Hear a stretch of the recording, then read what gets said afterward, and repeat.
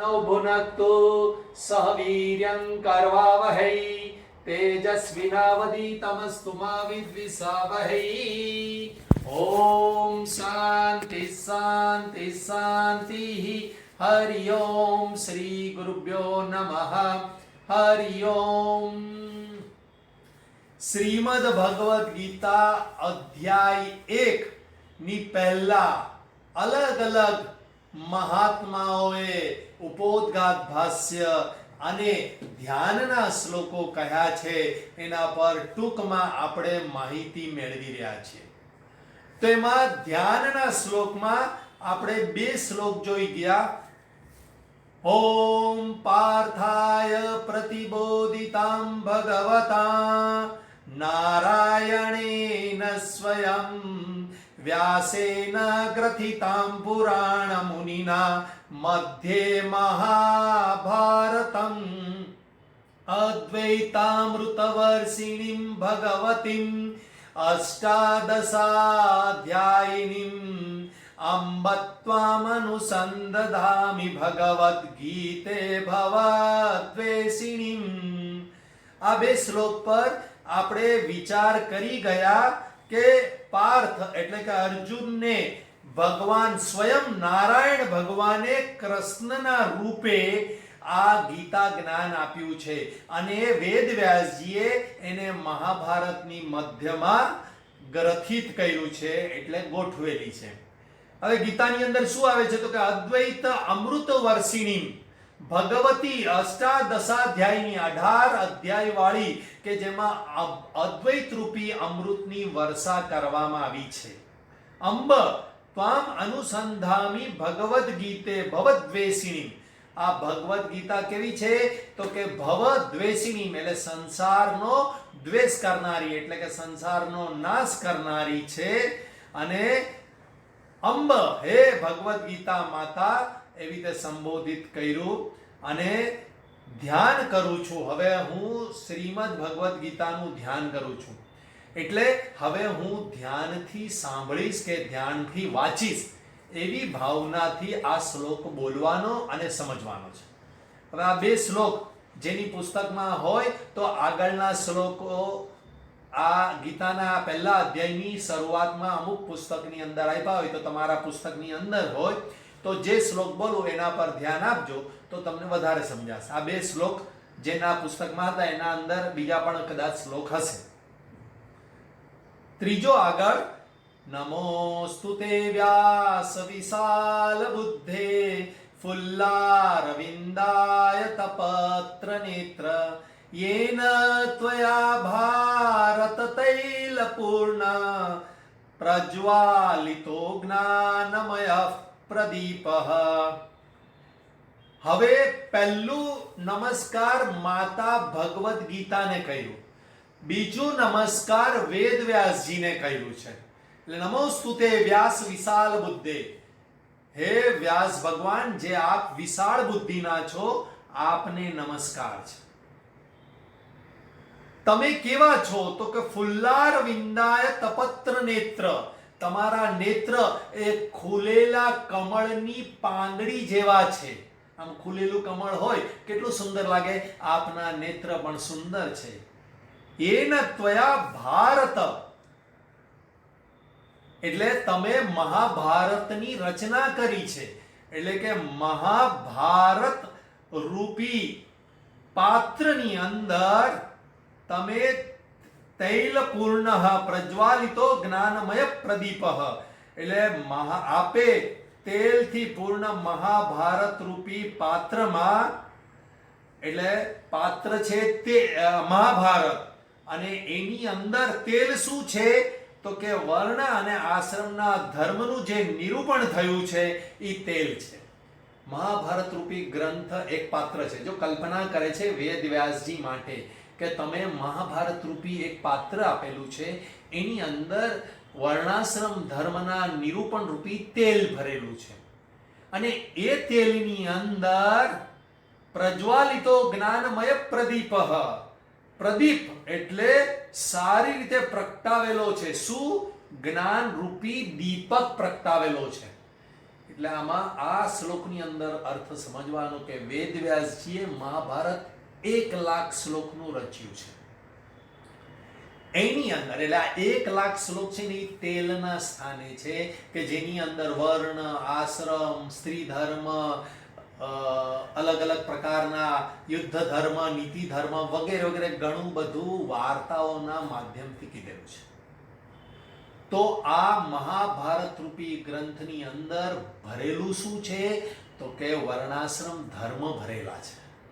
અને એની અંદર એક દીવો છે જે જ્ઞાન રૂપી પ્રકાશથી ઝળવળી રહ્યો છે. એટલે ધર્મનું જ્ઞાન વિશાળ છે, પરંતુ દીવો છે ને નાનો જોઈ ધર્મમાંથી થોડું થોડું જેટલું તેલ જોઈએ એ લેતો જાય. એટલે જ્ઞાન રૂપી દીપક પ્રગટાવેલો છે. એટલે જે વચ્ચે દીપક છે એ શ્રીમદ ભગવદ ગીતા છે, જે 700 શ્લોકની બનેલી છે. એ નાનકડો દીવો હોય, મોટો તેલ ભરેલા વાસણમાં દીવો કેવો હોય, નાનકડો હોય.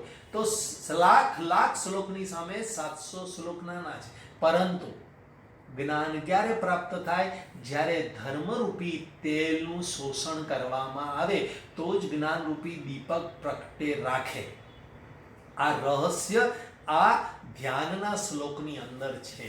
એટલે આપણે આ ધ્યાનનો શ્લોક અથવા તો ગીતા બોલીએ એની પહેલા જ્યારે ધ્યાનનો શ્લોક બોલતા હોય ત્યારે આ મગજમાં રાખવાનું છે કે ગીતા તો પ્રકાશ સ્વરૂપ છે, જ્ઞાનરૂપી પ્રકાશ સ્વરૂપ છે. પરંતુ એ પ્રજ્વલિત ક્યારે રહેશે, જ્ઞાન સ્થિર ક્યારે લેશે? જ્યારે ધર્મનું આચરણ થશે. પછી આગળ આવે છે પ્રપન્ન પારિજાતાય તોત્ર વૈત્રેકપાણે જ્ઞાન મુદ્રાય કૃષ્ણાય ગીતામૃત દુહે નમઃ. પહેલું નમસ્કાર માતા ગીતાને કહ્યું, બીજું નમસ્કાર વેદવ્યાસજીને, ત્રીજો નમસ્કાર શ્રી કૃષ્ણ પરમાત્માને. તો શ્રી કૃષ્ણ પરમાત્માના લક્ષણ કહે છે પ્રપન્ન પારિજાતાય. પ્રપન્ન એટલે શરણે આવેલા. શરણે જો ભગવાન તમે તો કેવા દયાળુ છો, શરણાગત વત્સલ છો કે શરણે આવેલા માટે કલ્પવૃક્ષ સમાન છો. એટલે ધારો કે તમે ને હું ભગવાનના શરણે જઈએ તો પછી જે જોઈએ એ મળી જાય. કલ્પવૃક્ષ એટલે જે જોઈએ એ આપી દે ભગવાન. એવા દયાળુ છે, એવા શરણાગત વત્સલ છે. એટલે અહીંયા પ્રપન્ન પારિજાતાય એટલે પ્રપન્ન એટલે શરણાગતને માટે તમે કલ્પવૃક્ષ સમાન છો. તોત્ર વૈત્રિક પાણે, પરંતુ ખાલી કલ્પવૃક્ષ નથી. તોત્ર વૈત્રિક પાણે, પાણે એટલે હાથમાં, પાણી, પાણી પાદવ શબ્દ વપરાય છે. પાણી એટલે હાથમાં, જેના એક હાથમાં નેતરની લાકડી છે.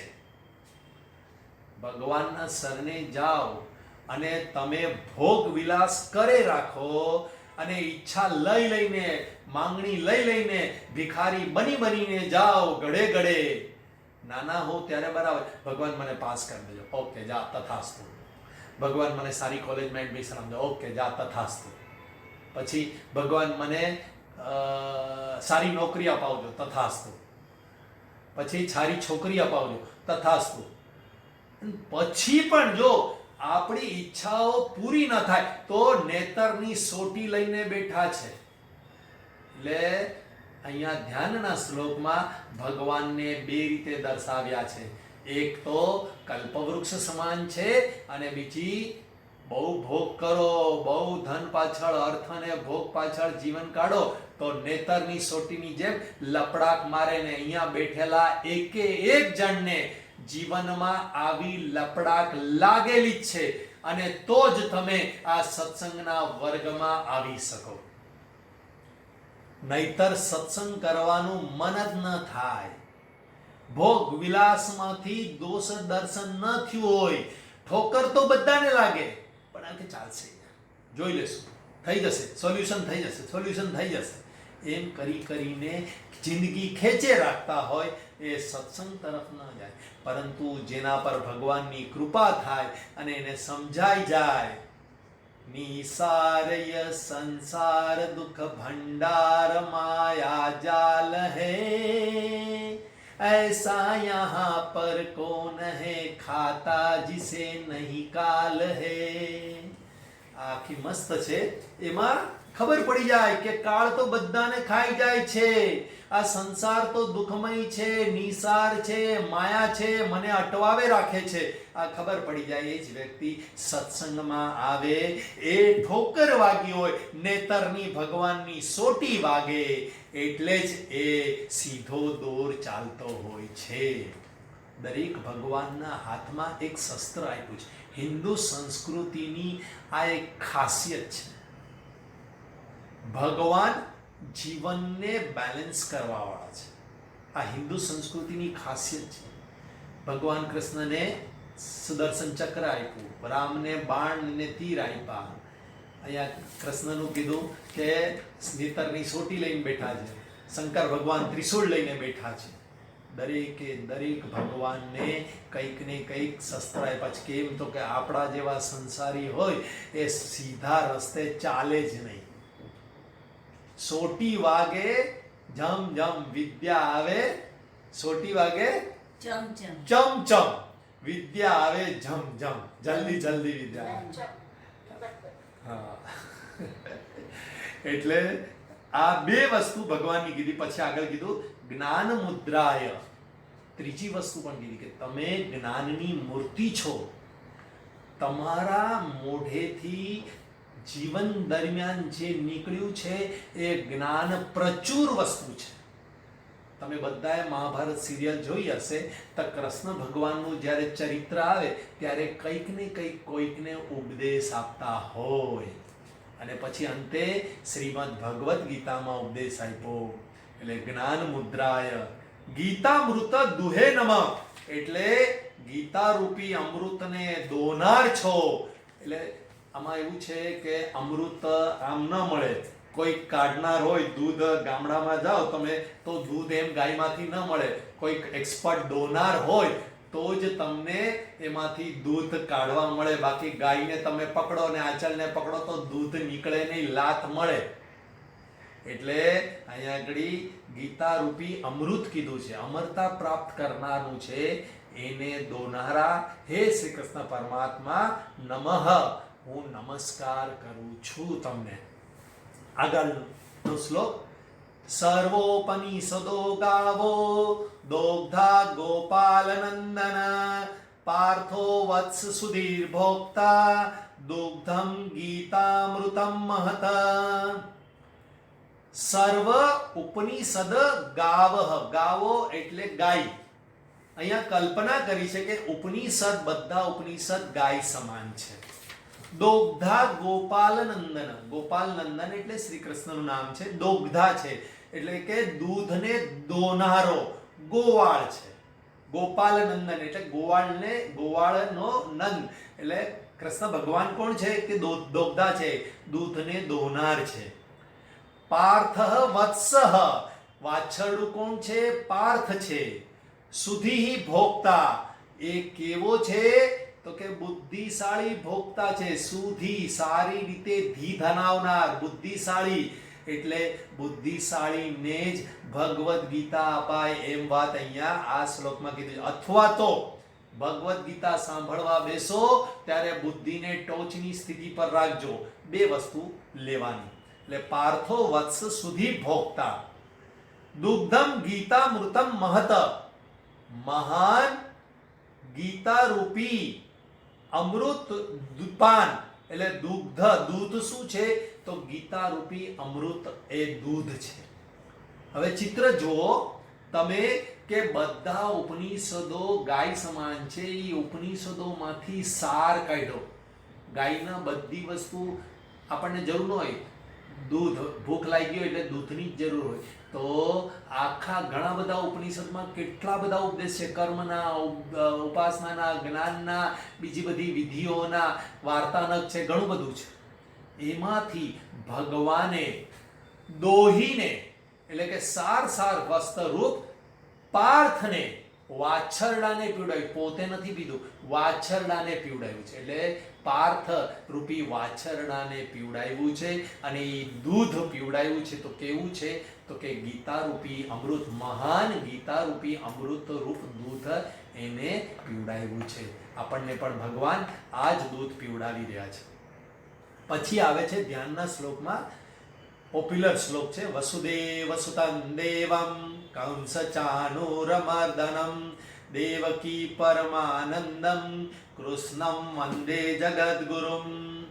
કૃષ્ણના મહત્તાના વખાણ થઈ રહ્યા છે. ત્રીજો શ્લોક છે જેમાં કૃષ્ણ ભગવાનને નમસ્કાર કરી અને એના વખાણ કરવામાં આવે. વસુદેવ સુતં દેવમ, હે દેવ આપ વસુદેવના સૂત છો એટલે પુત્ર છો.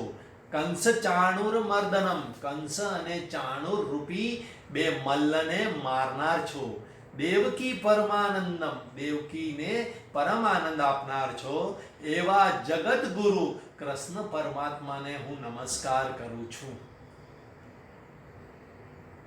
આપણે બધા છે ને સંસારીઓ ગુરુની શોધમાં નીકળીએ છીએ, પરંતુ કળિયુગમાં ગુરુ મળવા બહુ અઘરા છે. અને એમાંય ગીતામાં કીધું છે એવા ગુરુ તો મળવા બહુ જ અઘરા છે. તદ્વિધિ પ્રણિપાતેન પરિપ્રશ્નેન સેવયા ઉપદેશ્યંતિ તે જ્ઞાનમ જ્ઞાનિનસ તત્વદર્શિન. જે ચોથો અધ્યાય શીખી ગયા છે એને યાદ હશે આ શ્લોક. તદ્વિધિ પ્રણિપાતેન, એમાં બે લક્ષણ ગુરુના કીધા છે. ઉપદેશ્યંતિ તે જ્ઞાનમ જ્ઞાનિનસ તત્વદર્શિન.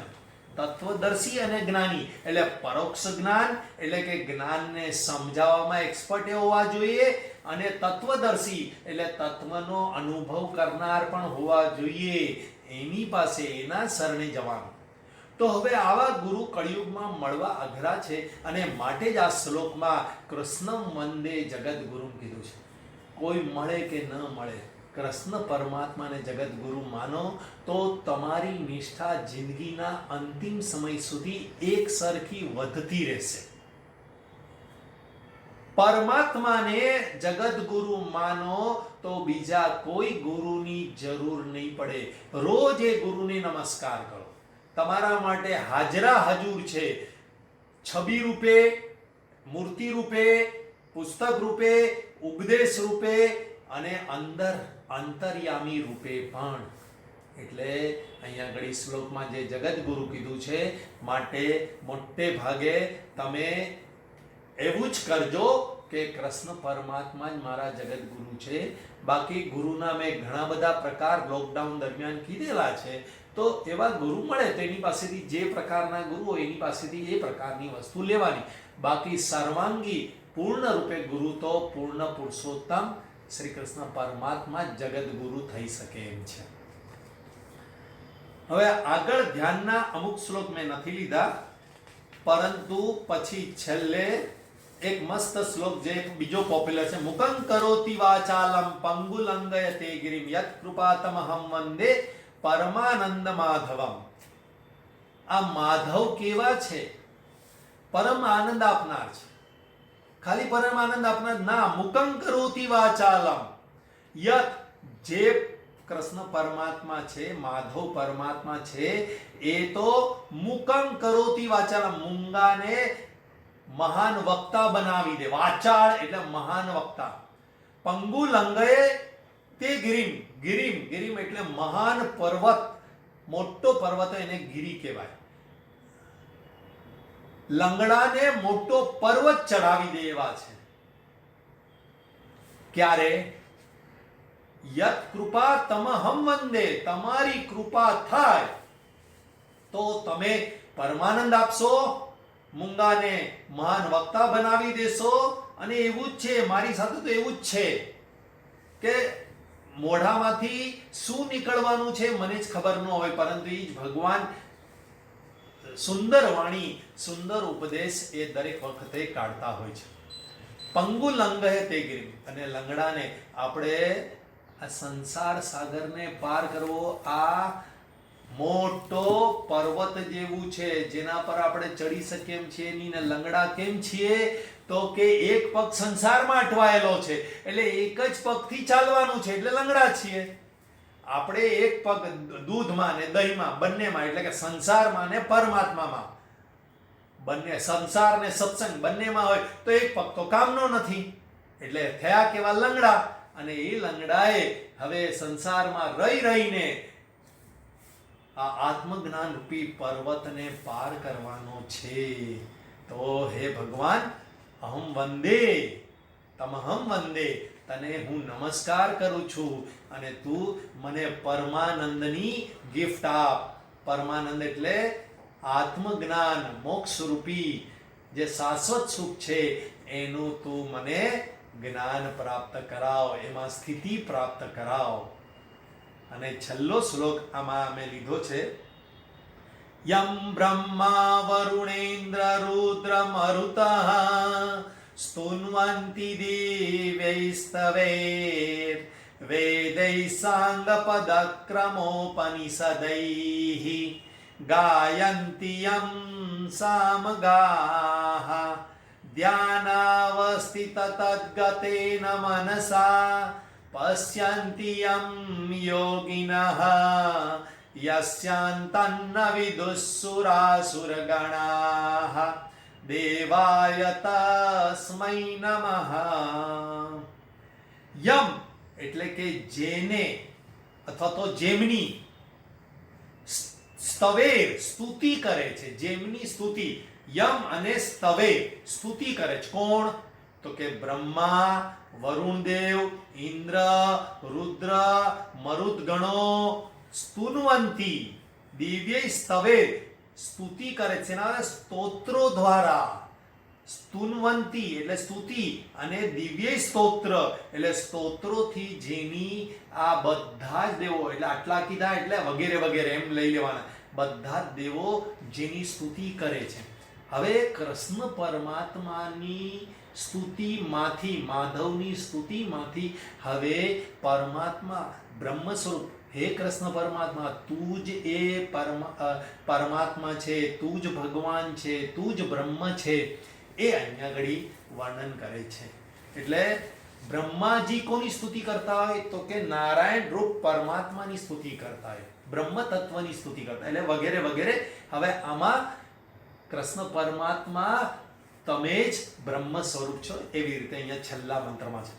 વેદૈ સાંગ એટલે કે સામવેદ, વેદૈ સાંગ પદ ક્રમ ઉપનિષદૈ એટલે પદ, ક્રમ અને ઉપનિષદો વડે ગાયંતી યમ સામગાહ એટલે સામવેદનું ગાન કરનાર છે. અંગ, પદ, ક્રમ અને ઉપનિષદો સહિત વેદો જેમનું ગાન કરે છે. પછી ધ્યાના અવસ્થિત તદ્ગતેન મનસા એટલે યોગીય મનસા પશ્યંતિ યમ યોગિનઃ, યોગીઓ જે પરમાત્માનું ધ્યાન કરે છે એટલે કે ધ્યાનથી સ્થિર થયેલા અને તેમાં જ રહે છે. ધ્યાનાવસ્થિત તદ્ગતેન મનસા મનથી જેનું યોગીઓ ધ્યાન કરે છે અને એમાં સ્થિત રહી અને જેને જુએ છે એટલે કે અનુભવે છે. યસ્ય અંતમ ન વિદુઃ જેનો અંત કોઈને ખબર નથી, અનંત પરમાત્મા. સુર અસુર ગણાહા, સુર એટલે દેવ, અસુર એટલે અસુર એટલે દેવો અને અસુર ઘણા બધા દેવો કે કોઈને પરમાત્માનો અંત ખબર નથી. દેવાય તસ્મૈ નમઃ તેવા દેવ એટલે કે પરમાત્માને, બ્રહ્મ તત્વને હું નમસ્કાર કરું છું. અહીંયા ઘડી ધ્યાનના શ્લોક અહીંયા પૂરા થાય છે. આ રીતે ધ્યાન કરી પરમાત્માની પહેલા કૃપા પ્રાપ્ત કરી અને પછી આપણે ભગવદ્ ગીતામાં પ્રવેશ કરવો જોઈએ. હવે ભગવદ્ ગીતામાં પ્રવેશ કરતા પહેલા એ સમજવું જોઈએ કે ભગવદ્ ગીતા કહેવાની જરૂર કેમ પડી. અને અર્જુન માટે જ નથી, મનુષ્ય માત્ર માટે આ ભગવદ્ ગીતાની જરૂર છે. તો આપણી સાથે ભગવદ્ ગીતાનો સંબંધ શું છે? તો એના માટે મહાભારતના થોડાક પ્રસંગોની આપણે વાતો કરવી પડે તો જ આપણને ખબર પડે. પરંતુ એ તો મહાભારત ને પાંડવો ને કૌરવોનું યુદ્ધ હતું. મારે ઈ જાણીને કે સમજીને શું કામ છે, મારે તો સીધી ભગવદ્ ગીતા સમજવી છે. તો સમજવું પડે કે જે મહાભારતનું યુદ્ધ થયું ને, કૌરવો ને પાંડવો સામે સામે આવ્યા અને એનું યુદ્ધ થવાનું હતું, એટલે ભગવદ્ ગીતા આવી.